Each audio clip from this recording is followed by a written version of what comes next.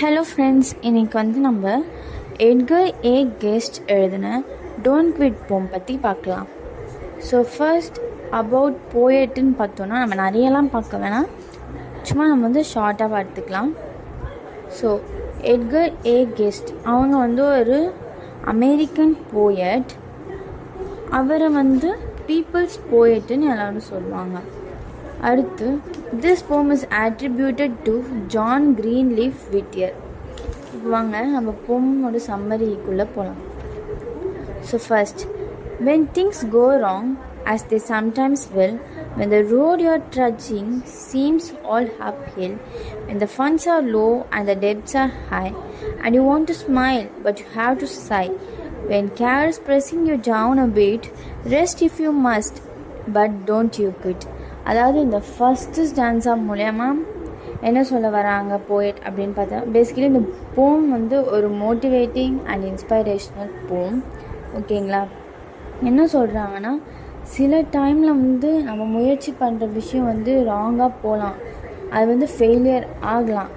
அது எப்படின்னா, இப்போது நம்ம வந்து ஒரு மலை ஏறுறோன்னா அந்த மலை வந்து சில டைமில் ரொம்ப பெருசாக இருக்கலாம், பட் ஆனால் நம்ம அதுலேருந்து பின்வாங்கவே கூடாது. இந்த ஃபண்ட்ஸ் ஆர் லோ அந்த டெப்ஸ் ஆர் ஹை. அதாவது நம்மளுக்கு வந்து கடன் பிரச்சனைகள் அதிகமாக இருக்கலாம், ஆனால் நம்மக்கிட்ட வருமானம் கம்மியாக இருக்கலாம். ஸோ இவ்வளோ பிரச்சனை இருக்கும் போது நம்மளால் ஸ்மைல் பண்ண முடியாது, பட் வி கேன் ஜஸ்ட் சை.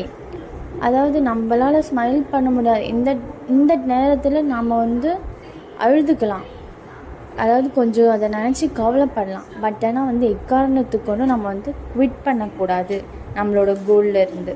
அதுதான் வந்து இந்த ஃபஸ்ட் ஸ்டான்ஸால் சொல்ல வராங்க. அடுத்து செகண்ட் ஸ்டான்ஸா வந்து, life is squared with is twist and turns as every one of us sometimes learn and many a fellow turns about when he might have won had he stuck it out. Don't give up though the pace seems slow, you may succeed with another blow.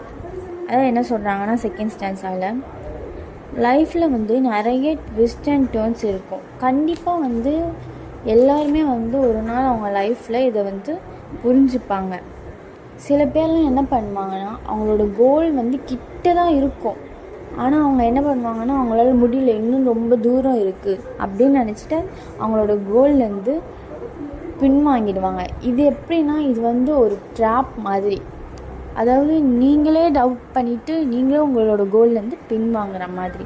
So நம்ம வந்து எப்போவுமே அதனால தான் வந்து quit பண்ண கூடாது. நம்ம வந்து தூரமாக நினச்சிட்ருக்கு நம்மளோட கோல் நம்ம கிட்டே இருக்கலாம் அப்படின்னு சொல்கிறாங்க. Next third stanza, often the goal is nearer than it seems to a faint and faltering man. Often the struggler has given up when he might have captured the victor's cup, and he learned too late when the night came down how close he was to the golden ground. இதுலேயுமே அதே தான் சொல்கிறாங்க, இந்த third ஸ்டான்ஸாலையுமே அதே தான்.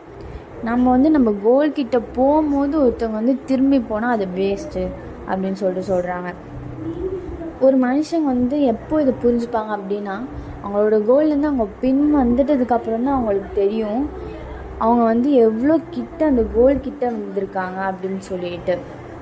அடுத்து last and fourth stanza, success is failure turned inside out, the silver tint of the clouds of doubt and when you never can tell how close you are, it may be near when it seems afar, so stick to the fight when your hardest hit, it's when things seem worst you must not quit.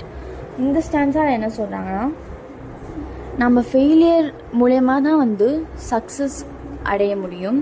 அதாவது failure paves the way for success, அதுதான் வந்து இங்கே நடக்குது. So ஒருத்தவங்க வந்து fail ஆகிட்டே இருக்காங்க அப்படின்றதுக்காக அவங்களோட கோல்லேருந்தே வெளியே வந்துடக்கூடாது.